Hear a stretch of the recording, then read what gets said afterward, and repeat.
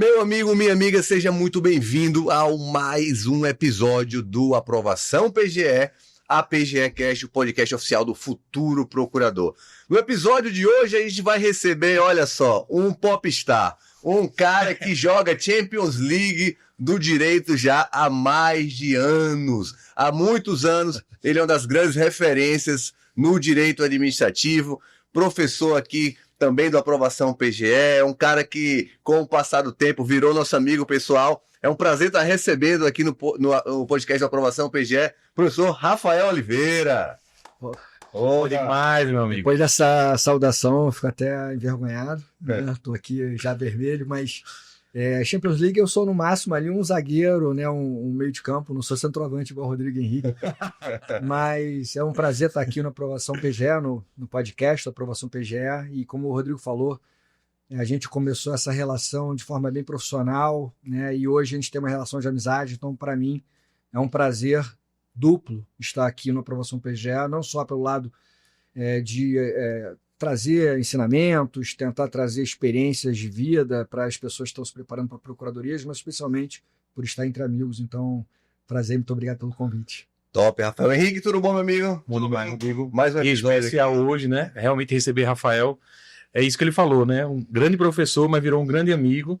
E de toda forma, hoje vai ser um dia muito valioso. Eu acho que vale a pena quem está do outro lado pegar o papel e a caneta, porque vão ter dicas valiosas aí também do direito administrativo. A principal matéria, eu considero a principal matéria para a Procuradoria. Então, pega o papel e a caneta e anota que vem muita coisa boa para vocês aí. Cara, o que o Henrique falou é muito, muito impactante, porque direito administrativo é, de fato, a matéria mais importante para concurso de procuradorias. Né?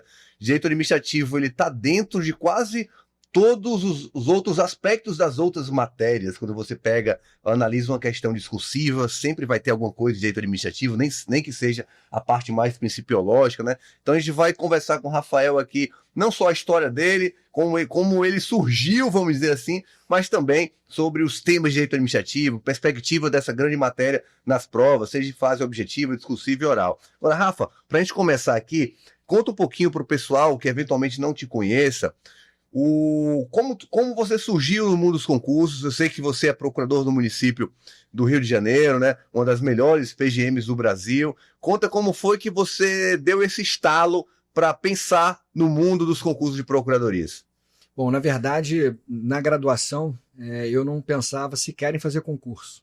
Essa decisão só veio no 9º período da faculdade, portanto, nas minhas últimas férias, do 9º para o 10º período, eu fiz um intercâmbio, fui estudar em Berkeley, na Califórnia, nos Estados Unidos, e lá fiquei 3, 4 meses. Nas últimas férias, passei lá, e lá que deu estalo. Eu falei, vou fazer concurso.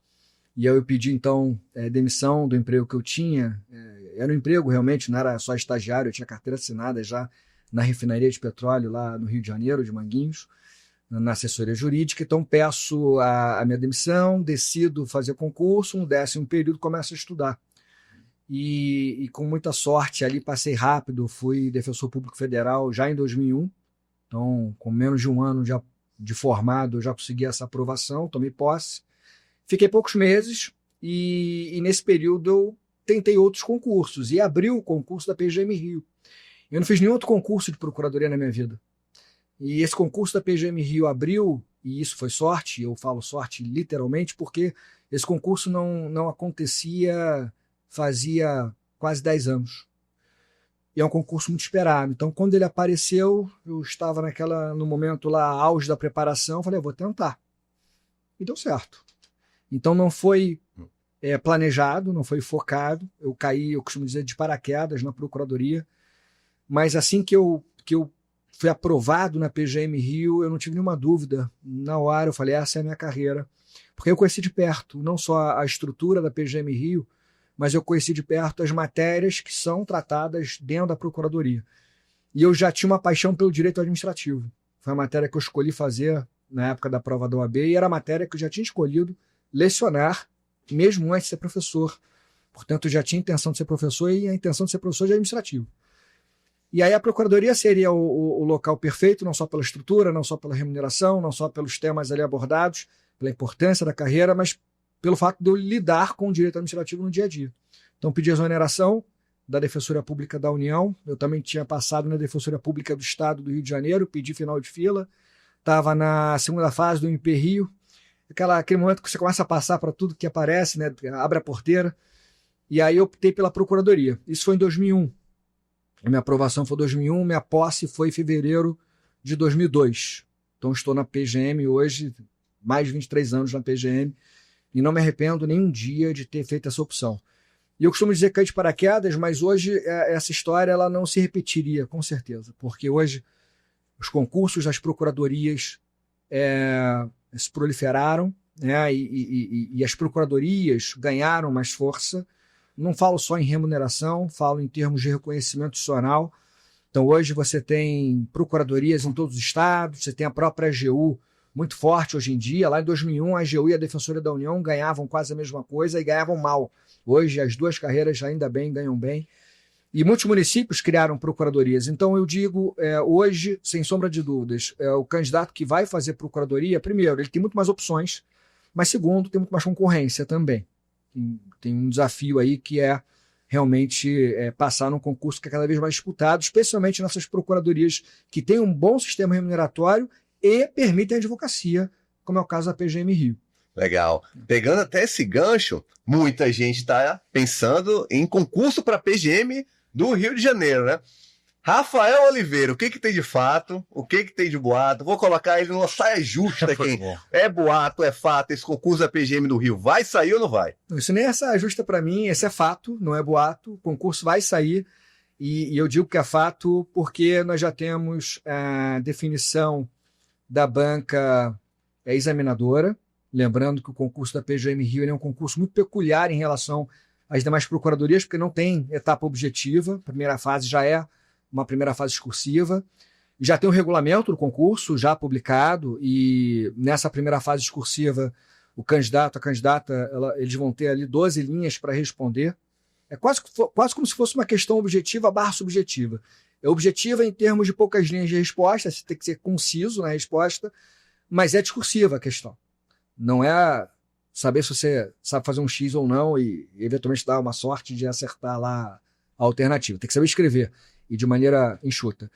Então tem o regulamento já aprovado, já tem a banca examinadora já constituída. Não temos, é outra peculiaridade, uma banca como a FGV ou como o Sebrasp que faz as questões. Nós teremos até uma banca dessa para organizar o concurso, mas quem faz as questões é a banca própria da PGM. Então, direito administrativo, direito constitucional, tributário financeiro, civil empresarial, enfim, as matérias como um todo que caem na procuradoria, eu falei algumas, todas as matérias têm pelo menos 3 procuradores municipais da PGM Rio na banca. Além desses 3, você vai encontrar outros membros que são da magistratura, que são de outras carreiras, que são professores, e essa vai ser a realidade. Então, agora, em termos de data, aí é boato.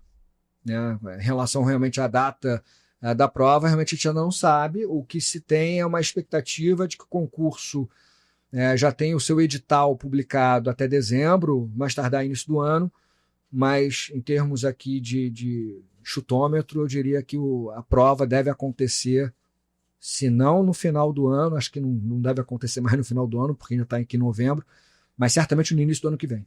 Legal. Olha, se você quer se preparar para o concurso da PGM Rio ou para qualquer concurso de procuradoria, eu vou tomar a liberdade aqui com o Rafael de falar para você que a gente está em vigor a maior Black Friday da história do Aprovação PGE. Todos os cursos no RI estão com 30% de desconto por prazo limitado nessa maior Black da história do Aprovação PGE. Você vai ter não só curso preparatório para a PGM Rio, cursos para editais, retas finais, tem a extensiva para você formar base, acesso total, está com a oferta da Vitalícia também. Então você vai ter tudo do Aprovação PGE, está com 30% de desconto. Se você quer se tornar procurador, não perde essa grande oferta, porque se você não se matricular, eu tenho certeza absoluta que você vai estar se arrependendo depois, porque esses valores aqui, depois que acabar Black Friday, volta tudo ao normal e você vai ter perdido essa grande chance. Então fica o convite, o link vai estar na descrição desse nosso episódio. E também, se você está vendo aqui pelo YouTube, não deixe de se inscrever no canal. A gente tem uma estatística que de quem está vendo aqui o nosso podcast, apenas 50% estão inscritos no canal, então se inscreve para que você possa estar sempre acompanhando os próximos vídeos que a gente vai estar publicando aqui no YouTube do Aprovação PGE, tá? Rafa, você tocou no ponto muito interessante para mim, que é uma das maiores vantagens das procuradorias frente às demais carreiras jurídicas, que é a questão da advocacia privada. PGM Rio, a advocacia privada é liberada. Fala um pouquinho sobre esse grande atrativo das procuradorias, e eu queria te ouvir também na prática, que é uma dúvida que muita gente tem, como funciona na prática essa conciliação do cargo de procurador com a advocacia privada? Bom, acho que realmente esse é o de maiores atrativos. Não há nenhuma outra carreira jurídica que permita a advocacia privada. Então, você pensar, por exemplo, no Ministério Público, magistratura, defensoria pública, a carreira da polícia também, né? Nenhuma outra carreira com estatura semelhante de importância permite a advocacia. Então, esse é realmente uma grande vantagem. Essa é uma grande vantagem das procuradorias que permitem a advocacia, lembrando que nem todas permitem. E a conciliação, ela não é fácil. Né? A pessoa tem que ter muita disciplina. Tem muita gente que acha que vai fazer procuradoria e vai passar para o cargo de procurador. Clientes vão cair no colo a rodo a todo momento. Exatamente, que no dia que tomar posse na procuradoria, no dia seguinte vai ter um escritório já, né, com bastante clientes e rodando de maneira intensa. Não é assim, né? Não é fácil começar a advocacia privada, por mais que você seja procurador ou procuradora e já tenha um status, digamos assim, de uma aprovação num concurso difícil, isso não é suficiente para você iniciar a carreira da advocacia. E mesmo que você inicie, não é simples conciliar, porque as procuradorias exigem bastante. Então, aí eu quero desmistificar também aqueles que pensam que passar na procuradoria significa ganhar muito e trabalhar pouco. Ao contrário, você vai trabalhar de forma proporcional à remuneração, que é excelente. Se a remuneração é excelente, você vai trabalhar muito. É claro que, em relação à carga horária, geralmente, né, isso depende também de procuradorias, as cargas horárias são mais flexíveis. Você tem algumas procuradorias que permitem home office, o que facilita um pouco essa questão de conciliação, porque você não tem que perder tempo com deslocamentos. E eu falo disso porque eu moro no Rio de Janeiro, então você perde muito tempo se deslocando. Então é mais fácil conciliar. Mas, um garoto da Barra, conhecido na Barra, conhecido ali, porra. Famoso da Vai região. lá, todo mundo conhece, Rafael Oliveira. Não, mas É difícil andar com ele lá, né? É difícil. Não, mas é difícil realmente conciliar. O que eu posso dizer em relação à minha experiência, eu mesmo demorei a entrar no mundo da advocacia. Durante muito tempo eu me dediquei exclusivamente à procuradoria, até o momento em que eu me senti confortável com os temas ali tratados na procuradoria, com a rotina da PGM, e aí eu me senti então confortável de tomar uma decisão de aumentar minha carga horária e assumir a advocacia. Só que quando você faz isso, tudo na vida é trade-off. Se você vai pegar o tempo que você tinha ocioso para se dedicar à advocacia privada, tem que saber que, ao mesmo tempo, você vai abrir mão de tempo para estar com amigos, com familiares e fazer outras coisas que você poderia fazer na hora do lazer. Então é muito fácil pessoas que não advogam dizer, mas o Rafael advoga, o Rodrigo advoga, o Henrique advoga, ou seja lá quem for advoga. Eu me dedico 100% do tempo à carreira e quando eu saio eu fico com a minha família, ou eu vou para o parque, ou eu vou para o cinema. Cada um tem a sua opção de vida. O que é importante é a pessoa conseguir conciliar. Eu acho que para conciliar a advocacia privada com a advocacia pública, antes de tudo, tem que ter muita disciplina. Se você não tiver disciplina, não vai dar certo. Cara, o que você falou para mim é perfeito. O jogo do alto rendimento, e aqui entra no alto rendimento você conciliar a advocacia privada com o cargo de procurador, que muita gente acha que é fácil, é tranquilo e tal. Não, você vai ter que abdicar de muita coisa, dizer não. E no estudo para concurso também é similar, principalmente para quem tem que conciliar o trabalho com o estudo, né? Dizer não, ter disciplina é fundamental, ter organização são essenciais para que você possa conseguir conciliar tudo isso junto também com a sua vida privada, né? Então, acho que o grande segredo de qualquer área da vida onde você vai jogar um jogo alto é que você tenha muita disciplina, muita constância, dedicação, saber separar em blocos aquilo que você vai estar fazendo, entender que você vai ter que pagar o preço. Para ser aprovado num concurso público de alto rendimento também, você precisa pagar o preço. Não é fácil. Se fosse fácil ganhar uma remuneração excelente, como são as procuradorias, acima de 30, 35 mil reais, se fosse uma parada fácil, todo mundo era aprovado, não tem como ser fácil, já que são poucas vagas, remuneração alta. Então, o que você falou de dizer o não, desses trade-offs, para mim, faz muito sentido para que a pessoa que está querendo estudar para concurso público tenha esse racional por trás, essa forma de pensar. Porque eu acredito muito que você consegue ser aprovado primeiro na cabeça e depois na hora da prova. Você absorve aquilo ali e usa aquilo ali como uma forma de estilo de vida para conseguir a aprovação, né? Tanto é verdade isso que a gente percebe que vários alunos que já trabalham, às vezes eles têm mais facilidade e mais disciplina de se organizar para estudar para concurso também. Então, assim, é um mito que só é aprovado em concurso da advocacia pública quem não trabalha, quem tem todo o tempo livre. O que a gente percebe é o contrário, às vezes, que quem já trabalha consegue se organizar, porque tem essa mentalidade que você está falando, que para mim também é fundamental, mentalidade de disciplina, mentalidade de se organizar, de ter metas, de saber aproveitar o tempo. Afinal de contas, é muito melhor você estudar 4 horas bem estudadas do que estudar 7 horas perdido, sem direcionamento.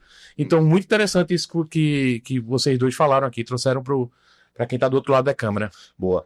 Rafael, eu considero as procuradorias também não só vantajosas sob esse viés da advocacia privada, da remuneração, de ser a carreira que mais tem concurso, né, que é a única que tem a nível federal, estadual, municipal, dentre as carreiras jurídicas. Eu considero também uma grande vantagem a grande possibilidade de você atuar em diversas áreas. Eu não conheço outra carreira jurídica que você tenha atuação contenciosa, consultiva, em diversas áreas. Conta um pouquinho, eu acho que você chegou a passar, teve atuação no contencioso, no consultivo. Fala a tua experiência de vivência prática em uma PGM, como funcionam essas diversas áreas. É isso, o que você falou é um ponto também realmente de diferenciação da Procuradoria com as outras carreiras.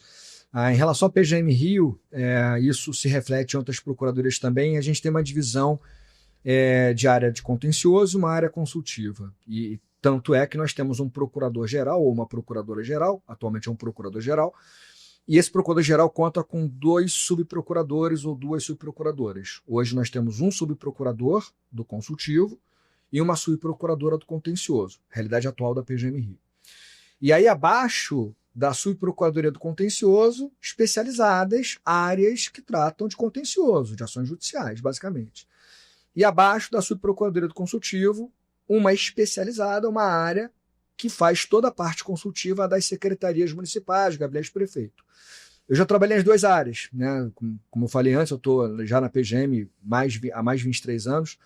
Então, no contencioso fiquei bastante tempo, já trabalhei na Procuradoria de Serviços Públicos, que lida com responsabilidade civil do Estado, contratual, extracontratual e outros temas.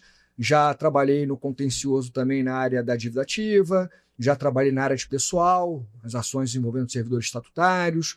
Então, já rodei bastante na área do contencioso. E na área do consultivo, já fui chefe da Procuradoria Consultiva, hoje eu sou procurador coordenador da parte consultiva. E aí, na parte consultiva, como eu falei antes, a gente faz a consultoria das secretarias e gabinete prefeito. Então, basicamente, licitações e contratos. Né? Eu costumo dizer que não há administração pública, não há município, não há estado, não há União Federal sem contrato. Você vai na repartição pública visitar o Rodrigo Henrique na procuradoria, alguém vai servir o cafezinho, geralmente é uma pessoa de uma empresa terceirizada de cooperagem. Tem alguém que faz a limpeza lá do banheiro, da repartição, uma empresa terceirizada de limpeza. E assim por diante, o computador, etc. Tudo foi contratado, adquirido, prestação de serviço contratada. Então a gente vive à base de contratos. Na parte consultiva, grande parte da atuação consultiva é fazer pareceres, manifestações em licitações e contratações. Mas não só isso.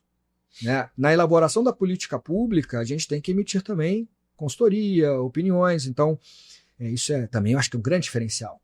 Porque a advocacia pública, ao contrário do Ministério Público, magistratura, Tribunal de Contas e outras carreiras, a advocacia pública está dentro da administração e ela participa da formação, da elaboração da política pública olhando de dentro. É um braço direito. Né? Um braço direito, esquerdo, pé direito, pé esquerdo, é tudo, porque não há como um gestor fazer uma política pública sem ouvir a procuradoria. Não há. Se ele fizer isso, ele vai abrir uma janela para eventual responsabilização, porque pode ser que ele cometa algum ato irregular. E digo isso porque recentemente eu participei, junto com outros colegas da Procuradoria, da formatação de uma concessão lá de transporte no município. São várias reuniões. Então não é só emitir parecer, não é só fazer a manifestação dentro do ar-condicionado ali fechado. Você vai para as reuniões, debate com pessoas de outras formações, economistas, engenheiros, e aí você tem que abrir a sua cabeça para um diálogo interdisciplinar, você não ficar só no campo do direito. É claro que você vai dar a sua opinião jurídica. Então você participa da política pública. Isso é muito legal, você vê acontecer. Então eu costumo brincar eu andando lá pelo município do Rio, às vezes eu passo lá no hospital, aí eu digo assim, isso aqui, esse hospital público, o contrato lá de gestão para a entidade que administra esse hospital, eu fiz o parecer lá dessa contratação. Aí passa no Museu do Amanhã, olha, eu participei aqui do parecer que viabilizou o Museu do Amanhã, da PPP, da parceria público-privada. Aí você vai andar de VLT, que é lá do São Dumont, eu participei lá de um parecer em relação à modelagem do VLT. Isso a gente começa a ter orgulho, né? Eu costumo brincar, eu não sou procurador do município do Rio de Janeiro, eu sou procurador da cidade maravilhosa, apesar dos problemas de segurança, etc. Mas eu costumo brincar que é o lugar que eu nasci, é o lugar que eu vivo e é o lugar que eu defendo. Enquanto procurador, eu defendo o melhor para a cidade e para os munícipes que moram lá na cidade do Rio de Janeiro. Então, essa atuação consultiva e contenciosa traz uma bagagem, uma experiência, e você pode usar isso para a advocacia privada, porque na advocacia privada também, vou falar da minha advocacia privada, grande parte da minha advocacia privada é consultiva de empresas, que participam eventualmente de licitações, lembrando que a gente não pode, por impedimento obviamente ético e legal, a gente não pode advogar em causas ou dar consultoria em causas que envolvem, no meu caso, o município do Rio de Janeiro. Mas envolvendo o Estado, outros municípios, a União Federal, tem total liberdade para fazer a consultoria também de empresas. Isso é também muito importante, essa bagagem da Procuradoria para a advocacia privada e a bagagem da advocacia privada para a advocacia pública. Eu não sei se vocês percebem isso, é uma sensação que eu tenho. Aqueles que advogam no campo privado, quando a gente vai para uma reunião na Procuradoria para debater melhorias na Procuradoria, geralmente são essas cabeças que trazem as melhores ideias. Isso, inclusive, é um grande exemplo que se é usado em muitas procuradorias onde a advocacia privada é vedada, justamente essa inteligência que se ganha na iniciativa privada em prol do serviço público, né? Porque quem advoga privado vem com outra mente, com outras skills, com outra forma de pensar e acaba ajudando muito na própria execução do serviço público, né? Exatamente. Então é isso, acho que essa divisão entre contencioso e consultivo, né, é uma divisão, cada procuradoria faz uma divisão mais detalhada ou menos detalhada, mas basicamente você tem essas duas frentes, né, quando você atua como procurador ou procuradora. E se você perguntar o que eu mais gosto de fazer, o que eu mais gosto de fazer é a parte consultiva. Mas eu gosto muito, muito também do contencioso. O que eu não gosto muito é o contencioso de massa, mas ele faz parte também do pacote. E eu já passei por alguns acervos que tinham contencioso de massa e faz parte também. Faz parte. Galera do contencioso de massa, estamos juntos. Tô aí. Pessoal da Vida já fui lá da Vida Tô aí, tô junto. A importância do cargo, né? E também a questão remuneratória. Por que tem uma remuneração alta, né? Você tem uma responsabilidade alta também, né? Você ajuda nas milhões, não passa na mão ali de uma caneta, vamos dizer assim, de um procurador, né? Seja na defesa do Estado em ações judiciais, né? Quanto um procurador com uma boa defesa, com um bom recurso, pode economizar ganhando uma ação para o Estado. Uma ação de uma grande concessão do metrô, por exemplo, uma licitação. Quanto o procurador no contencioso não consegue economizar através de ganhar de ações coletivas, por exemplo, de servidores contra o ente público. Um bom parecer, uma segurança jurídica que o bom parecer dá. Outra, uma coisa que muita gente confunde nessa atividade do procurador é na elaboração do parecer, e muita gente erra em prova discursiva isso. O que é? O parecer ele não serve para viabilizar o que o gestor quer.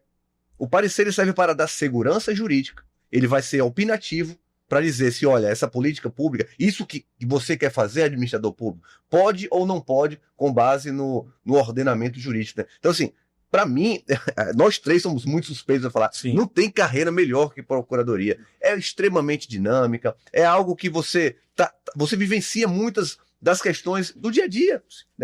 Notícias que saem no G1, na Folha de São Paulo, você acaba vivenciando muito aquilo tudo ali. Então, eu sou muito suspeito para falar. E toda a parte de arrecadação, né? Então, a dívida ativa, né? A parte fiscal também é muito importante, né? O que arrecada, a forma que arrecada, né? As políticas que são feitas também nessa área, que é o que gera receita para o Estado. Então tá aí a importância do cargo, tá aí a justificativa de serem excelentes remunerações, né? Todo mundo tem que estudar para procuradoria, não tem, Rafael? Eu acho que sim, né? Todo mundo é suspeito. Pô, é a melhor carreira jurídica. Não dá para perder, assim, porque... e é uma carreira pouco falada na faculdade, né? Isso.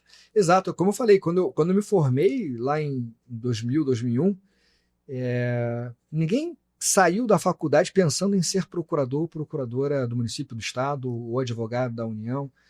Todo mundo queria ser magistrado, promotor. Não tá no imaginário. Não tá no A imaginário. galera nem sabe, às vezes pensa que é promotor, né? Vai participar de um tribunal do júri, tem tribunal do Exatamente. júri, vem pouquíssimo direito penal, então ainda eu acho que naquela época era, ainda continua sendo, né? Continua. Você sabe que eu sou professor titular do IBMEC, lá no Rio de Janeiro. E eu dou aula na graduação, portanto. No mestrado também, doutorado da Veiga, da Cândido Mendes, enfim, dou aula em alguns lugares, mas na graduação no IBMEC. E aí eu digo isso porque na graduação os alunos ainda estão aprendendo, né, o direito e ainda estão pensando em relação ao futuro, o que querem fazer da vida. E aí eu tenho 2 desafios. O primeiro desafio é fazer com que os alunos gostem de direito administrativo. Esse é um desafio para a graduação. Geralmente eles gostam de penal, direito civil, porque vê filme. O que eu vi isso no filme, direito penal e tal.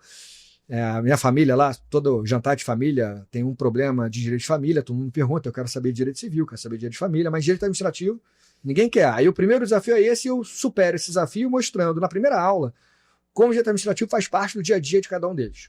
Eu falo, vocês já viajaram de avião? Então, a companhia aérea é uma concessionária de serviços públicos de transporte de passageiros.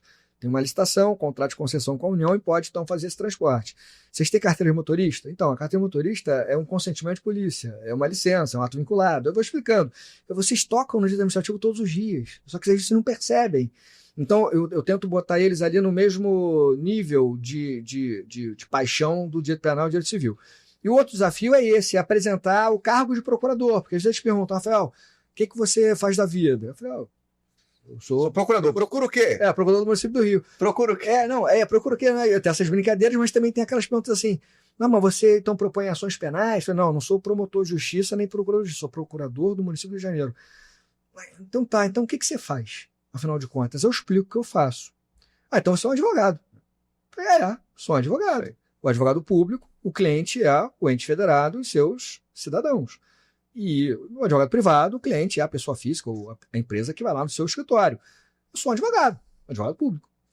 Mas aí, se é advogado público ou advogado privado, eu prefiro advogar para a empresa. Eu falei, tudo bem, mas já te falaram que você pode ter os 2 mundos? A minha carreira é dos 2 mundos, eu não falei, mas eu também sou advogado privado. Mas pode isso? Pode, eu explico que algumas carreiras permitem, eu explico realmente como é que é a atuação, digo que a remuneração é muito parecida, às vezes até dependendo do ponto de vista melhor, do que outras carreiras mais tradicionais, assim, do imaginário dos graduandos, como magistratura, MP, defensoria, etc. E aí eles, poxa, que legal isso. E aí eu já consegui, eu estou há mais de 10 anos lá no IBMEC, já consegui levar muitos alunos do IBMEC para o estágio. Tem que fazer concurso lá, eles passam no concurso, depois me encontram e falam, poxa, eu passei no concurso, adorei a experiência e quero ser procurador. Legal. Então a gente já está convencendo. Boa. E para quem quer ser procurador, Rafael, 30% de desconto em todas as preparações de aprovação PG. O que você tem a dizer sobre isso, cara? É bom ou não é bom? Isso aí é presente de Black Friday e Natal ao mesmo tempo, né? Tá concentrado, isso é percentual. Então... Na época não tinha isso. Olha aí. Não tinha Isso aí. Então, eu reforço novamente, período de Black Friday, vou ser aqui novamente repetitivo para que você não perca, porque a gente não quer que você deixe passar essa oferta e você possa estar perdendo essa grande oportunidade, todos os cursos de aprovação com 30%. E Henrique, já que eu estou no momento do jabá, deixa eu fazer outro jabá aqui, ó. Boa. Se vestir bem, Henrique. Se vestir bem é importante, Rafael, para um advogado, um procurador, é importante para você se vestir bem? Fundamental. Eu queria, se tiver uma camisa parecida com a do Henrique ou com a sua aí, branca. Porra, tá no estilo aqui. Tá no É estilo. claro que tem, ó. Patrocinador oficial Aí, do ó. APG Cash Rivers Brasil, ó. Tem um presente exclusivo para você. Opa! Moda masculina, camiseta básica, algodão pima, altíssima qualidade. Olha aí, olha aqui, é o site daqui da Rivers Brasil. Você que está acompanhando o APG Cash, você tem 12% no cupom APGE12, só digitar lá, escolher, tem camisa, tem roupa social, tem camisa básica pro dia a dia, essa camisa do Henrique, você tá bem vestido em qualquer situação da sua vida, desde para pegar, ir numa padaria, para ir no encontro com o namorado, com a namorada, serve para tudo. Rivers Brasil, Esse patrocinador modelo é oficial bonito, viu? do Aprovação Peixe, o modelo aquele do Rambo, né? Rei, né? Olha aí, ó, tá vendo o negócio Gostei, aí? hein? Alta qualidade. Então, Alta qualidade. APGE12, só usar o teu cupom. Valeu, Rafa. Só usar o cupom, acessa o site, que eu tenho certeza ficar que você bonitão, vai estar viu? bem vestido. Vai estar bonito. O cara já é estiloso, já é boa pinta, com essa camisa então, aí já era, esquece. Obrigado. Boa. Isso lá na barra andando, hein? Vai chamar a atenção, velho. Rafael, a gente está indo agora para essa segunda parte do nosso podcast, que eu queria tratar sobre um tema que a galera de concurso público não poderia deixar de nos pedir para que a gente tratasse contigo mais a fundo sobre o direito administrativo nos concursos de procuradorias. Como a gente falou no início do episódio, direito administrativo é a principal disciplina. Na minha visão, para que você seja aprovado em concurso de procuradoria, você tem que ter a visão geral do direito administrativo e, claro, se aprofundar nos institutos, porque irradia para todas as outras áreas do direito, né? E se tratando de procuradorias. Cara, primeiro, como começou essa tua ideia de se especializar em direito administrativo? Você que é um dos autores de livros, acho que mais vendidos, mais lidos, desde a minha época que eu estudava procuradorias, lá em 2012, quando foi aprovado na PGE São Paulo, o teu livro já era referência absurda. Quem estudava procuradorias? Rafael Oliveira. E hoje em dia ainda continua com esse grande sucesso, né? Então fala um pouquinho como foi que surgiu essa tua carreira dentro do direito administrativo. Realmente uma paixão que nasceu na faculdade, né? Então, na graduação, eu tive professores que me apresentaram a disciplina de uma forma muito agradável e foi paixão à primeira vista. Eu comecei a me debruçar, a mergulhar nesse universo, mas eu acho que o divisor de águas foi no meu estágio. O primeiro estágio da minha vida foi no BNDES, década de 90, isso, tô velho. E meu estágio foi no BNDES numa época, década de 90, eu fiz questão de pontuar, porque era a época das privatizações. E eu trabalhei com a Ana Luísa Mondaini, querida amiga, se transformou numa querida amiga, foi minha primeira chefe da vida. E mais do que uma grande amiga, ela foi uma grande mentora, porque ela era o jurídico, ela sozinha basicamente, ela era o jurídico à frente de um dos maiores programas de desestatização da história do Brasil. E eu participei, como estagiário, dos leilões em Bolsa de Valores, das empresas estatais, até uma aventura, né? Legal, porque tinha muita manifestação, porque desestatização sempre gera muita paixão, né? Mas eu participei da análise dos editais de licitação, das concessões, e era uma matéria que na faculdade eu já tinha visto, mas de maneira superficial, com muitas matérias que nós aprendemos na faculdade. O mundo do concurso é muito mais verticalizado, muito mais puxado. E a Ana Luísa Mondaini, ela era muito paciente, muito calma e muito didática, explicando as coisas para mim, tinha muita paciência comigo. E ali eu falei, nossa, essa matéria é interessantíssima, isso é muito legal. E eu via na prática o que eu aprendi no livro, eu via na prática acontecendo. Eu falei, quero isso para minha vida.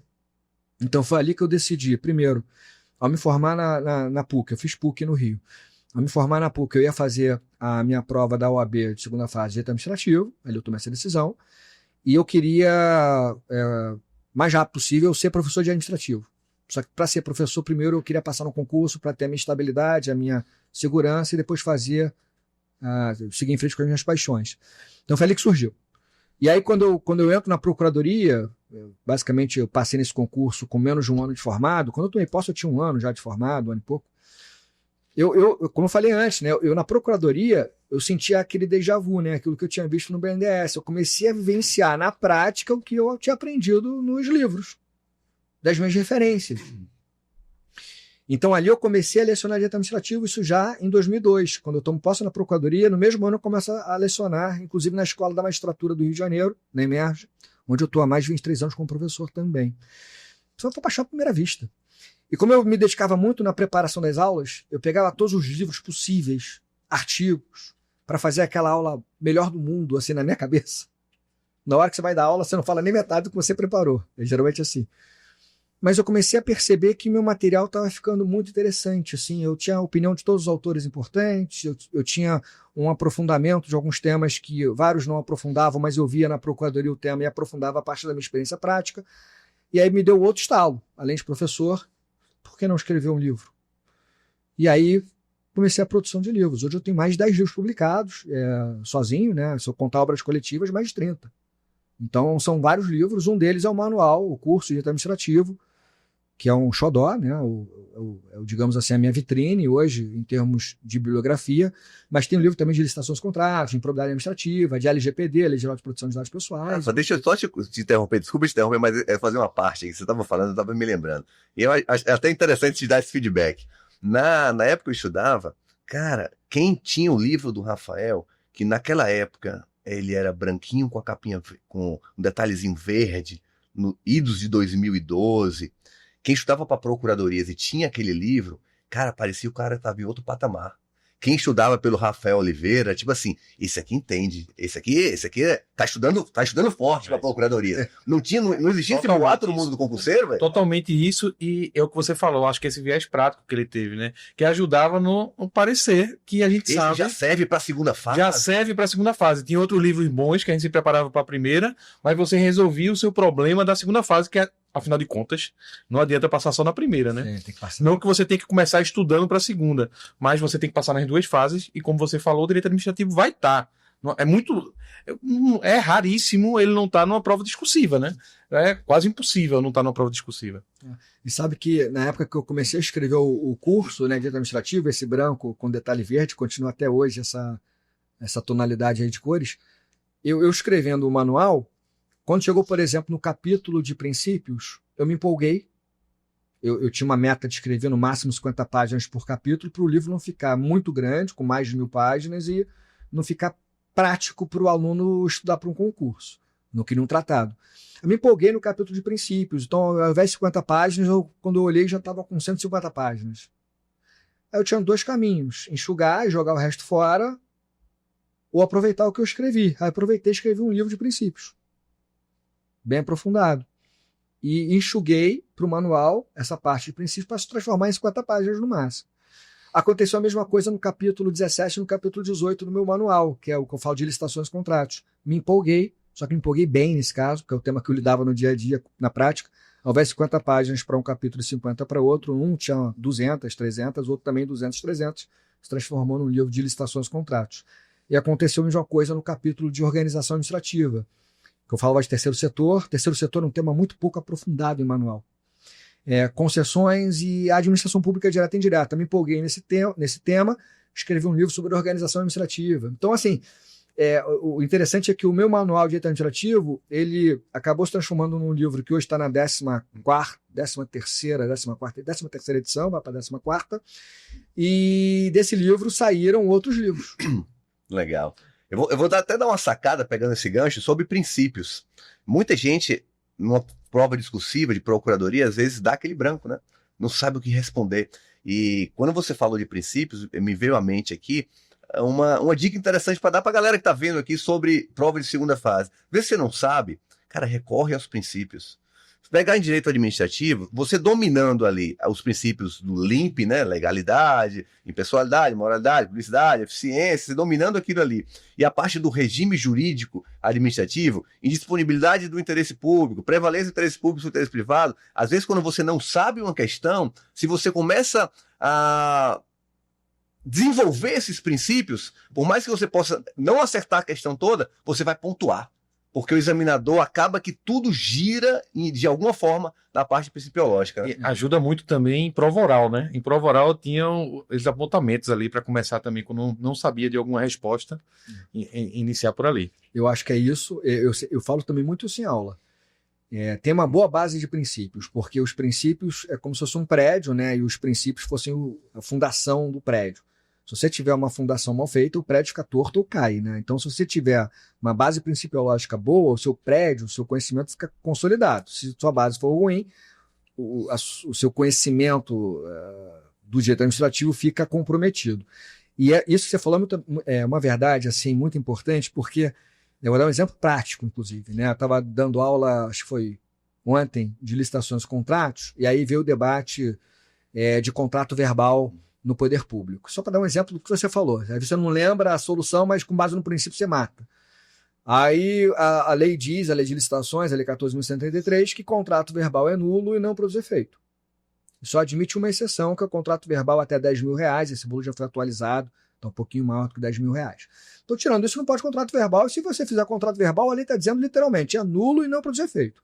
Aí vem lá o examinador e te pergunta, caso aqui concreto, uma situação emergencial, calamitosa, não dava para esperar um segundo, então com dispensa de licitação, porque é emergência, você fez uma dispensa, até aí ok, mas foi celebrado contrato verbal, para que no mesmo dia o objeto fosse entregue, medicamentos, abrigo para as pessoas desabrigadas, numa enchente, coisa que o valha, e o valor do contrato, sei lá, R$5 milhões.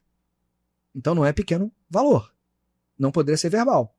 A lei diz literalmente, contrato verbal é nulo e não produz efeito. Candidato, o contrato foi celebrado. 5 milhões de reais, emergencialmente. O poder público tem que pagar ou não tem que pagar? Levando em conta que a lei diz que o contrato é nulo e não produz efeito. Um efeito é o pagamento. O candidato literal vai dizer, não tem que pagar. Que a lei é clara. O contrato é nulo, não produz efeito. Mas aí você tem que se socorrer de princípios. STJ, tribunais, procuradorias, tem que pagar, mesmo sendo nulo. Tem uma disposição da lei de licitações que diz, inclusive, isso. Mas você não vai lembrar de tudo, né? A lei diz lá, em algum momento, que, olha, se o contrato é nulo, o poder público tem que indenizar a contratada por tudo que foi executado até a data em que a nulidade foi reconhecida. Até lá, se não for reconhecido, tem que pagar. Mas eu não lembrava desse artigo, Rafael. Não precisa. Lembra de princípios. Boa-fé. Vedação do enriquecimento sem causa. Já lá está a questão também. Você pode não ganhar o 10, você não vai lembrar do artigozinho isolado lá da lei, mas você acertou a questão. Cara, perfeito. Sensacional o exemplo que você trouxe aqui. Rafa, você topa um bate-bola, já que você entrou no aspecto mais técnico de direito administrativo. Eu tô com uma ideia aqui, não combinei com ninguém. Vou fazer um bate-bola. Tô com medo. Pra galera que quer se aprofundar em direito administrativo. E vamos gerar o máximo de valor para quem tá vendo aqui esse episódio nosso sobre os temas mais importantes de direito administrativo. Eu vou citar alguns temas e você dá uma pincelada naquilo que é mais importante desse tema para o concurseiro, ligar o radar e dar uma especial atenção. Topa esse bate-bola? Tô dentro. Bora, então fechou. Licitações e contratos, um tema importantíssimo para concursos de procuradorias. O que você acha que o candidato não pode ir para a prova sem estar dominando esse tema? Bom, licitações e contratos eu diria que é o carro-chefe. Dentro do direito administrativo, esse é o tema que não é se vai cair ou não, é em que fase do concurso vai cair, se não cair em todas as fases. Então, só para fazer um parênteses inicial,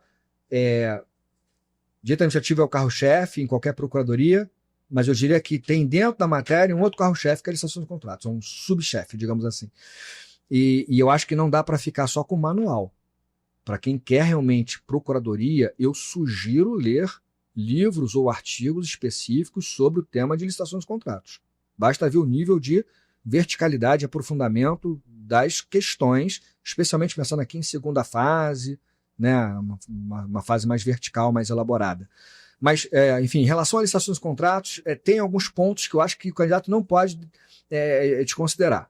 O primeiro ponto, conhecer bem, trabalhar bem as modalidades de licitação. Né, pregão, concorrência, concurso, leilão, diálogo competitivo, conhecer bem as aplicações. Então, por exemplo, lembrar que o pregão não pode pregão para obra, não pode pregão para serviço especial de engenharia, não pode para serviço predominante intelectual. Está lá no artigo 29, parágrafo único da lei de licitações. Isso é um pouco decorado, mas cai em prova. Pregão é só para aquisição de bens e serviços comum. E conhecer as outras modalidades, trabalhar bem essas características. Mas um outro tema que sempre aparece, a frequência é enorme em provas de concurso, é o tema da contratação direta. Então, saber inexigibilidade de licitação dispensável, especialmente os artigos 74 e 75 da Lei de Licitações, respectivamente, inexigibilidade e licitação dispensável. Dentro da licitação dispensável, é o foco do foco. Eu trataria com uma certa profundidade dispensa de licitação em razão do valor, 75, inciso 1 e 2, e 75, inciso 8º. Especialmente os 8º, que fala da contratação emergencial. Por quê? Porque em relação à legislação anterior, lembrando que a Lei de Licitações atual de 2021, a Lei 14.133, ela aumentou o prazo do contrato emergencial de 6 meses para 1 ano. Então, o contrato emergencial até 1 ano hoje. E traz uma proibição que não constava da legislação anterior, que é a proibição de você recontratar a mesma empresa já contratada com base naquela emergência. E esse artigo já seria importante, porque sempre cai contratação emergencial em prova. Mas ele ganha ainda mais força porque o STF, relatoria do ministro Cristiano Zanin, decidiu se esse artigo era constitucional ou não. Você vê, a lei de 2021, está fazendo aí um pouco mais de 4 anos de vigência. E o STF já decidiu que o artigo 75, inciso 8º é constitucional, fez uma interpretação conforme, trouxe alguns parâmetros, e está valendo o prazo de 1 ano e a proibição de recontratar a mesma empresa, que é o que está lá no 75, inciso 8º. Então, se eu fosse examinador, eu colocaria essa questão ou na primeira fase ou na segunda fase, ou na prova oral. Eu vou explorar, galera. Vou pegar mais 2 temas, hein? Pega ou não pega? Se você tá curtindo aqui, comenta aqui nesse episódio que eu vou explorar. O cara, eu tô com a mente do direito administrativo aqui, vou pegar mais 2 temas que eu considero muito importantes aqui para a Procuradoria também, tá? Um, sobre a lei de improbidade administrativa. Tivemos decisões recentes do STF sobre o tema, né? Dizendo que não vale os artigos X, Y, Z. A bola já está com você. Então, dentro de improbidade administrativa, qual é o filé mignon aí para concurso de procuradoria? Então, Rodrigo, assim, eu falei de licitações de contratos, improbidade eu colocaria ali perto de licitações de contratos em relação às procuradorias, em termos de relevância. Nas turmas de procuradorias, inclusive na aprovação PGA, quando eu participo lá com vocês, eu digo isso para os alunos, né? São 2 grandes temas, licitações de contratos de um lado e improbidade de outro. E não à toa são 2 grandes temas, não só pela importância em si dos temas, mas porque a lei de licitações, eu disse há pouco, é a lei 14.133 de 2021. E no mesmo ano, 2021, veio a lei 14.230, que alterou profundamente a lei 8.429 de 92, que é a lei de probidade administrativa, e alterou profundamente. Eu diria que a lei de probidade é uma nova lei, apesar da mesma numeração, né? Digamos assim, é a mesma roupa, é o mesmo número de lei, 8.429, mas é um outro corpo. Dentro dessa roupa é outro corpo. Mudou completamente. E isso ganha importância, então, não só porque tivemos essas leis em 2021, alterando esses 2 sistemas, mas porque em relação à improbidade, nós já temos, aí não é uma não, temos várias decisões do STF, todas de relatoria do ministro Alexandre de Moraes, que tocam profundamente nessas inovações. Então, me refiro ao tema 1199, de repercussão geral do STF, me refiro às ADI 7042 e 7043, que foram julgadas conjuntamente. O número da ADI o cara sabe. Mas vai lá. E a 7236, que está dando mais polêmica agora recentemente. Então, só para resumir esses 3 temas, que eu acho que esses 3 temas, essas 3 decisões aí vão ser transformadas em perguntas em provas futuras. O tema 1199 discutiu a retroatividade ou não das normas mais benéficas de improbidade. O que o tema 1199 falou? Acabou a improbidade culposa. Agora, para configurar a improbidade, só o dolo tem que ser o dolo específico, a intenção de cometer a improbidade dos artigos 9, 10 e 11 da lei. Maravilha. Não tem mais improbidade culposa. E o que acontece com aqueles que estão sendo investigados ou processados por improbidade culposa com base na redação anterior, originária? O STF falou, vou usar minhas palavras, tá? Que haveria uma retroatividade mitigada. O STF disse que a lei, em princípio, não seria aplicada retroativamente, porque você não poderia fazer a coisa julgada. Mas, ao mesmo tempo, disse que poderia, então, ser aplicada retroativamente se não houvesse a coisa julgada. Então, se houver um inquérito civil em andamento, se houver uma ação de improbidade em andamento sem trânsito julgado, e não tem mais improbidade culposa, só dolosa, se o sujeito lá está sendo acusado por improbidade culposa, tem que extinguir a ação. Em relação à prescrição, que agora o prazo de prescrição é de 8 anos, antigamente era uma salada, né, essa questão de prazo, hoje é 8 anos, o STF disse que não se aplicaria retroativamente o novo prazo de prescrição. Esse foi o tema 1199. Nas ADI 7042 e 7043, toca na nossa atuação enquanto Procuradoria, porque o STF decidiu que não poderia a reforma da lei de probidade acabar, retirar a legitimidade da Fazenda Pública para a propositura da ação de probidade, e aí nós atuaríamos aí como advogados públicos.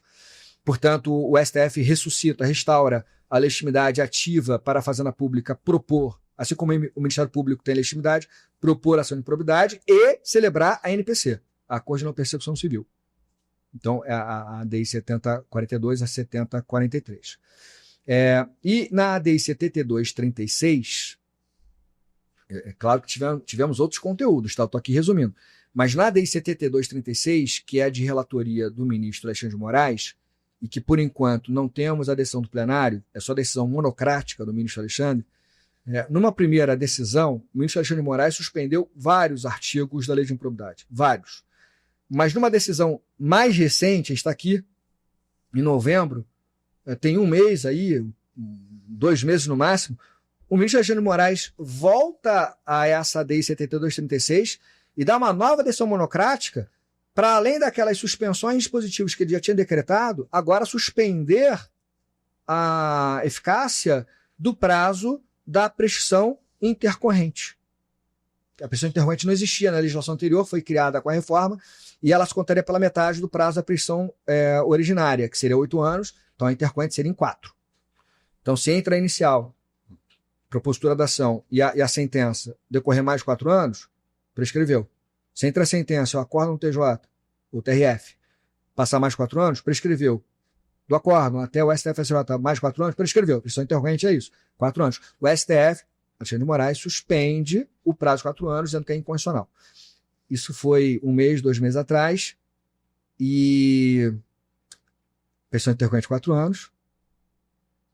A lei de improbidade reformada 2021, não sei se você está percebendo o cálculo, Sim. 2025, e acontecer agora uma enxurrada de extinção de processos de improbidade por prescrição intercorrente, faltando, portanto, 1 semana, 2 semanas, pouco tempo aí para prescrever uma série de ações. O Alexandre de Moraes suspende a eficácia desse dispositivo. Então, se o plenário vai manter ou não todas essas suspensões de dispositivos que o ministro determinou, a gente vai ter que esperar o plenário decidir. Então, o tema de improbidade é um tema super relevante, tá? Então, eu sugiro veementemente que vocês leiam as decisões do Supremo, porque elas já estão sendo transformadas em questões em procuradorias e, fatalmente, o examinador não tem muita criatividade, não. Fatalmente, vai se transformar em mais questões aí em concursos futuros. O direito não é uma ciência da inovação, vamos dizer assim, né? Exatamente. Então ele pega ou alterações legislativas novas ou atualizações jurisprudenciais recentes ali, né? Porque Exatamente. é o que o examinador vai lá catar para fazer a questão lá. A verdade é que Rafael está tendo trabalho para atualizar o livro, né? Não é? Não, isso eu falei. A gente trabalho para atualizar o material. Pessoal, Não falta novidade. eu não vou falar dos meus colegas de outras matérias, mas no direito administrativo, em 20 segundos, tudo pode mudar e assim, você não tem tédio, né? Não. Todo ano eu estou atualizando já o meu livro para o ano que vem. Muita decisão do Supremo importante, decisão do STJ, tem legislação nova. E aí o pessoal às vezes me critica. Pô, professor, todo ano você tem uma edição nova, a culpa não é minha. Por mim, eu teria só uma edição e não precisaria ter trabalho. E é o que a gente falou, o examinador vai querer essa inovação, né? Então, se não atualizar o livro, vai errar na prova, O né? cara que estuda com material desatualizado, ele tem fortes chances de não conseguir passar, porque hoje, o que o Rafael falou, o examinador ele vai buscar novidade, então você tem que estar com material desatualizado. É investimento, não é gasto, não é despesa. Vou para a última rapidinho aqui, eu vou separar um tema que é paradoxal até. Servidores públicos. Por que eu estou falando isso? Porque a imensa maioria das ações do Estado é o Estado brigando contra ele mesmo. É a imensa maioria das ações, né? O servidor pedindo algum tipo de benefício, ações de concurso público. Então, desse tema de servidores, como a banca acaba tentando refletir ao máximo aquilo que acontece no dia a dia na Procuradoria, o que você separaria ali desse tema de servidores públicos de maneira geral? Acho que um ponto que parece até meio óbvio falar, mas que eu acho que não tem como fugir, acabou o regime jurídico único. Né? Então o STF decidiu que seria constitucional a emenda constitucional 19/98, que alterou o artigo 39 da Constituição Federal e que não fala mais da obrigatoriedade de um regime jurídico único.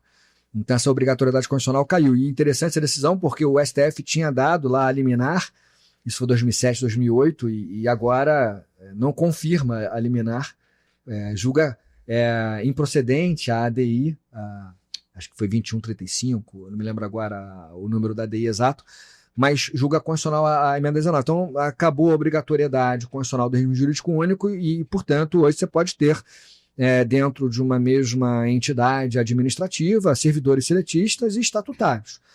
Claro que eu acho que tem algumas discussões que podem surgir. Eu, já na atualização que eu fiz anterior do meu livro, levando em conta essa decisão do Supremo, eu trouxe uma interpretação, uma tese minha. Eu digo, olha, o STF permite a priori que você tenha lá seletistas estatutários na mesma estrutura.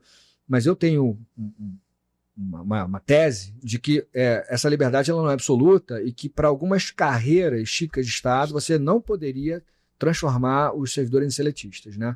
Então, por exemplo, talvez carreira da polícia, vou polemizar aqui, porque eu vou falar magistratura, MP, acho que todo mundo vai concordar, porque eles têm vitaliciedade, são até uma garantia mais forte que a estabilidade dos estatutários, mas eu diria até que procuradorias, em geral.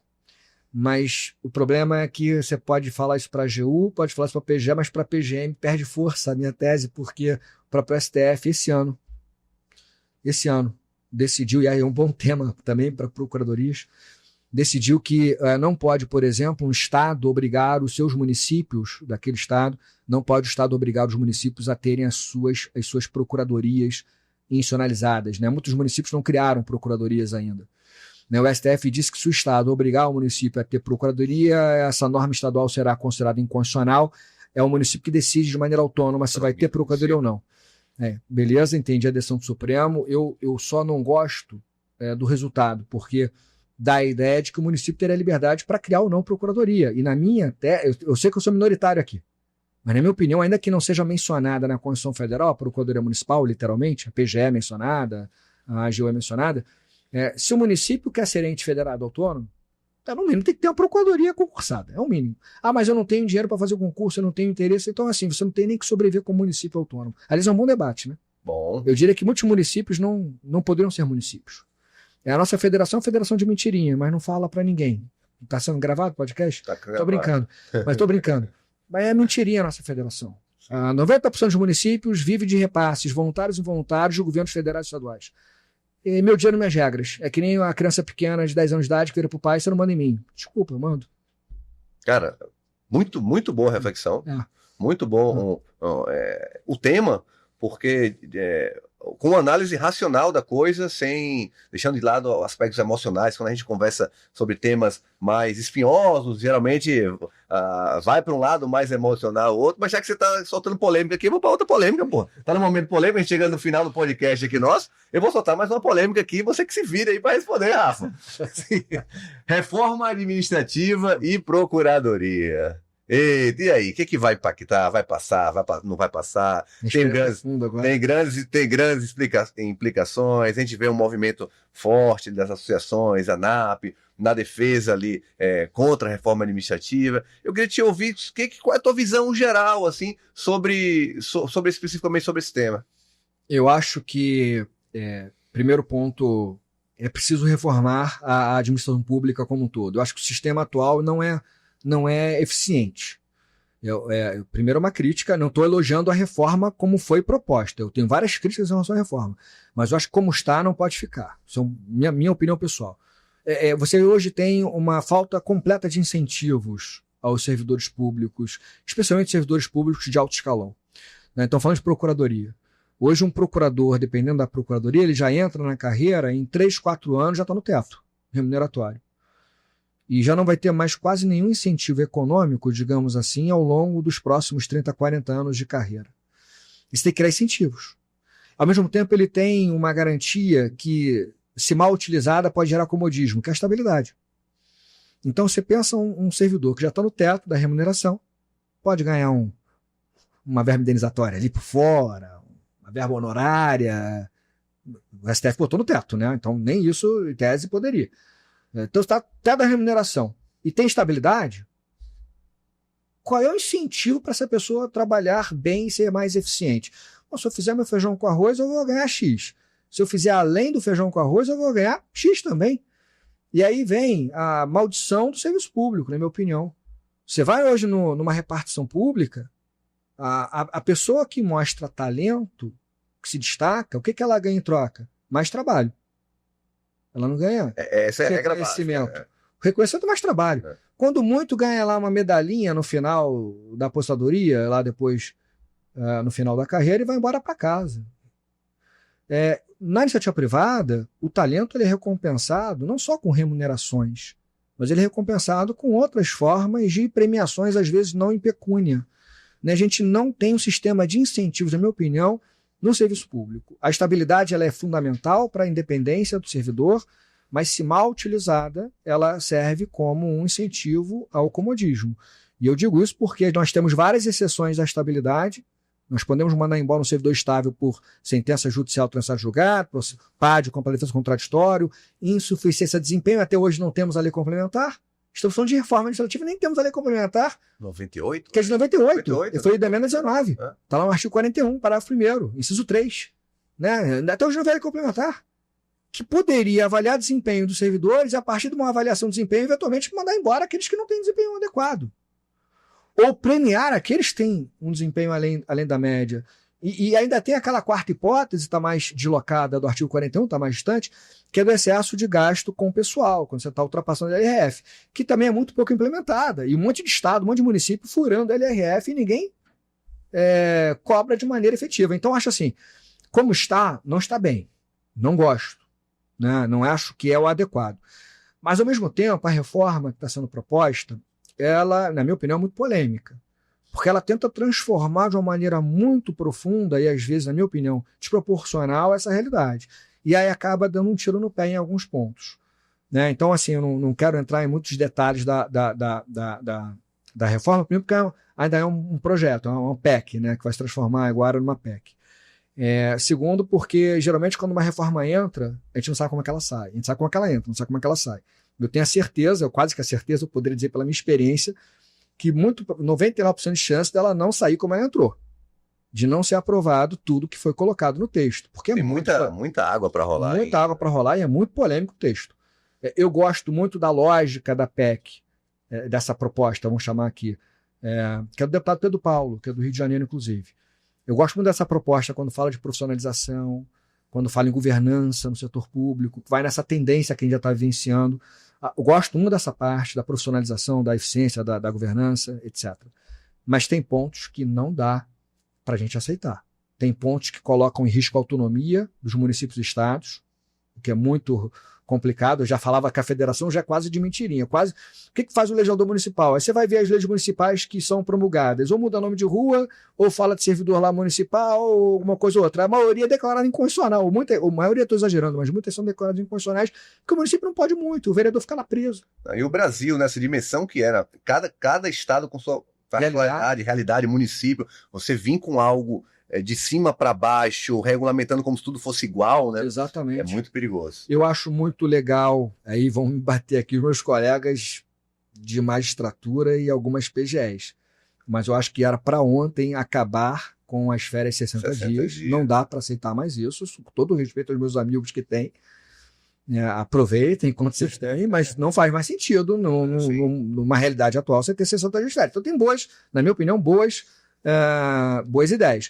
Mas a parte de procuradores é uma parte complicada, né? Tentar colocar os honorários dentro do orçamento de uma maneira fixa, à luz da Constituição Federal, e tem muitas procuradorias que recebem via associação ou via fundos, né? Enfim, acho que é um tema que pode ficar engessado se colocar na Constituição Federal. E eu não gosto do estilo. Tentar entrar em muitos detalhes em relação à avaliação do desempenho, em muitos detalhamentos em como isso vai acontecer numa PEC, num texto constitucional. A nossa Constituição Federal, ela já entra em muitos detalhes, é uma Constituição muito detalhista, e aí amanhã, para você mudar um detalhe procedimental, mudar uma coisa simples, você não consegue, porque tem que ter uma votação qualificada para alterar a Constituição Federal. Bastaria muitas coisas que estão na PEC, bastaria uma lei ordinária, ou quando muito uma lei complementar, né? Mas não uma PEC. Não precisa botar tudo lá dentro da Constituição Federal. Então eu tenho uma visão bem pragmática em relação a essa proposta. Eu acho que tem pontos positivos e pontos negativos, como qualquer proposta, tem tudo na vida, né? Enfim, até tudo que eu falo aqui, tem gente que vai concordar, tem gente que vai não concordar, é normal. Mas eu acho que tem pontos positivos que poderiam ser levados à frente, mas eu tenho certeza, quase certeza, de que como entrou, ou como vai entrar no Congresso, ela não vai sair do mesmo jeito. Cara, legal a tua visão, muito bacana. Uma visão bem realista, entrando em temas que, cara, acho que a gente, como seres humanos, nunca poderemos perder a essência do bom debate, do debate respeitoso, da troca de ideias. A gente vive num mundo hoje muito polarizado, que ou você está dentro da caixa A ou da caixa B, ou você é 100% preto ou 100% branco, e eu acho que a realidade multifatorial, o mundo da forma que a gente vive, nem tudo ou quase nada é tão preto no branco, né? Muito, muito lúcido, assim. Eu particularmente gosto muito desses pensamentos que você olha no detalhe a parada, e não você pega a opinião de uma outra pessoa, outra, monta tudo e aquela tua opinião sem você ter refletido. Bacana. Rafa, cara, que episódio sensacional. A gente falou aqui sobre a tua história, falou sobre a parte de direito administrativo, entramos em temas mais espinhosos. Você que está nos vendo aqui, não deixa de compartilhar esse episódio com o teu amigo que também estuda para concurso de procuradoria. E vou mais além, não só de procuradoria, de outras carreiras também, porque a gente falou de muita coisa atual, de muita forma de estudar, falamos da carreira. Acho que é interessante esse episódio aqui para todo mundo que é profissional do direito como um todo, né? Porque Rafael Oliveira não é só uma referência em direito administrativo, falo isso não puxando o saco, não sardinha, a gente é amigo pessoal, mas pelo próprio reconhecimento de uma história. Ninguém né, ninguém fica tão em evidência há tantos anos, né? Eu gosto de fazer sempre uma comparação ali com os livros best-sellers do ano, com aqueles livros clássicos que se propagam no tempo há anos e anos, passam-se anos e anos, a gente continua lendo Machado de Assis, Dom Quixote, Dostoiévski, e passam-se os anos, a gente continua lendo Rafael Oliveira. Cara, muito obrigado. Comparou com esses grandes autores, fica até emocionado. Poxa, não, obrigado, falando sério, obrigado. Como eu falei no início, e queria fechar com isso, vocês são grandes amigos, eu acho que o projeto Aprovação PG é um belíssimo projeto, eu faço parte desse projeto de alguma maneira. É sempre um prazer participar não só dos treinamentos para a prova oral, das turmas, né, que vocês têm extensivas também para as procuradorias, e o corpo docente é de primeira qualidade. Mas o melhor disso tudo é que a gente faz novos amigos. A gente, a partir desse contato em preparações para procuradorias, a gente construiu uma amizade que só se reforçou ao longo do tempo. E não à toa estou aqui hoje em Campinas gravando esse podcast ao lado de 2 amigos. E é isso, quando vocês precisarem, basta ligar, mandar um zap, o sinal de fumaça, que eu vou estar aqui de volta. Tamo junto. Henrique, obrigado. Foi bom demais estar com vocês. Eu acho que a gente passou muito conteúdo, muito valioso, e estar com o Rafael realmente é muito especial. Galerinha, quem não é inscrito no canal, mais uma vez se inscreve aqui no Aprovação PGE, conteúdo focado em procuradoria, de graça, 0800, na faixa, não pode perder não, tá bom? Até o próximo episódio do APG Cast, podcast do futuro procurador.